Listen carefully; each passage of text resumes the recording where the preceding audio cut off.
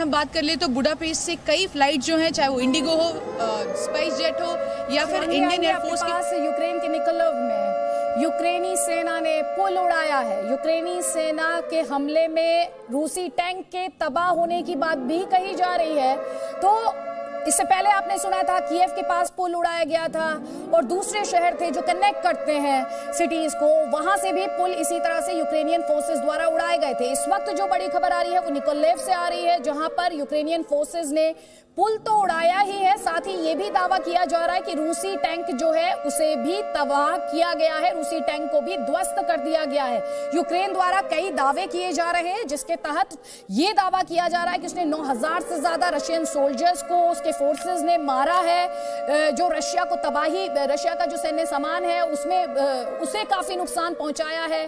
तो पुल ध्वस्त किया गया है, रशियन टैंक जो है उसे तबाह किया गया है।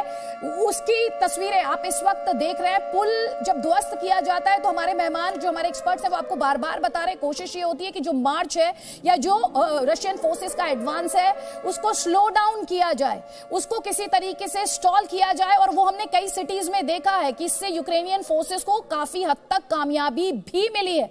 तभी जनरल मैस्टन हम लगातार ये सुनते आए हैं बीते दिनों में, जैसे कि मैं बार बार कह रही थी, पहले आया कि 10 किलोमीटर दूर कैपिटल कीव से, फिर यहां तक कि ब्रिटेन के रक्षा मंत्रालय तक ने कहा कि 30 ही किलोमीटर दूर है, 64 किलोमीटर काफिला लंबा है रशियन फोर्सेस का, ये तक जानकारी और इंफॉर्मेशन आई। और अभी हमने कुलदीप जी को जो तस्वीरें दिखाते हुए अभी अपने दर्शकों तक वो तस्वीरें पहुंचाई, वो कुछ और ही कहानी बयां कर रही थी। अदिति, मेरे ख्याल जो कुलदीप ने रिपोर्ट्स दिखाई हैं बहुत अच्छी रिपोर्ट्स हैं और इससे सिचुएशन बहुत क्लियर हो जाती है हम लोग को असेसमेंट देने के लिए। मेरा असेसमेंट इस प्रकार है अदिति, नंबर 1 कि जो ग्राउंड सिचुएशन है वो काफ़ी अच्छी लग रही है, इतनी गंभीर हालात नहीं है जिस प्रकार प्रोजेक्शन किया जा रहा था। नंबर 2, अब होने वाला क्या है, मेरे ख्याल लड़ाई अब ज़्यादा चलेगी नहीं। उसका कारण है, एक तो इंटरनेशनली आप देखिए कि जो यूएन जनरल असेंबली में वोटिंग हुई थी उसमें 141 वर्सेस 5 में रूस शामिल, मतलब 141:5 और 34 उसमें एब्सटेन किए थे। तो इंटरनेशनली और इसमें देखा जाए इंडिया और चाइना जो बहुत बड़े पावर हैं उन्होंने भी एब्सटेन किया। तो रूस को अब लगने लगा है कि उसकी इंटरनेशनल आइसोलेशन काफ़ी हद तक हो चुकी है।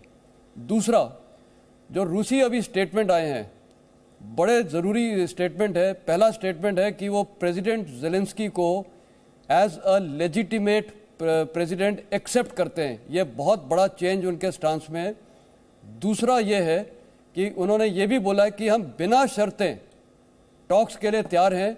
और जैसे आपने सही बताया, उससे पहले था फ्रांस के राष्ट्रपति के सामने उन्होंने 3 बड़ी इंपॉर्टेंट शर्त रखी थी जिसमें ज़ेलेंस्की को भी निकलना है। तो ये एक चेंज स्टांस हो रहा है। तो ये सब देखते हुए मेरे को लग रहा है कि एक मॉडरेशन हो रही है रशिया की तरफ से, और उन्होंने ये भी रियलाइज किया है कि जो यूक्रेनियंस की जो विल पावर है, जो लड़ने की शक्ति है और जो रेजिस्टेंस है वो काफ़ी है, और वो भी अपनी सेना से मिलिट्री असेसमेंट ले रहे हैं रूसी सेना।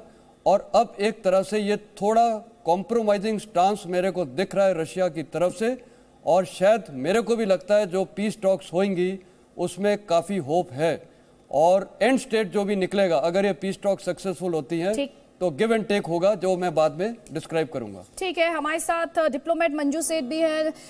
मैम, एक तरफ बातचीत, रशिया के ही विदेश मंत्री कहते हैं कि हमारे कोई प्री कंडीशंस नहीं है, हम बातचीत करना चाहते हैं, और रशिया के ही विदेश मंत्री फिर ये कहते हैं कि अंजाम तक पहुंचने तक ये लड़ाई जारी रहेगी। इसमें डिप्लोमेसी के लिए गुंजाइश कितनी है? बिल्कुल, गुंजाइश तो हमेशा रहती है और रहनी भी चाहिए, लेकिन ये जो कॉन्ट्रडिक्टरी स्टेटमेंट्स बार बार आ रहे हैं रूस की तरफ से, ये कंफ्यूजन में डाल रहे हैं सबको, और किसी को पता नहीं है वो कब अपना जो स्टैंड है या अपना स्टेटमेंट चेंज कर दें। लेकिन होपफुली ये अभी अड़े रहेंगे, अपने अटल रहेंगे।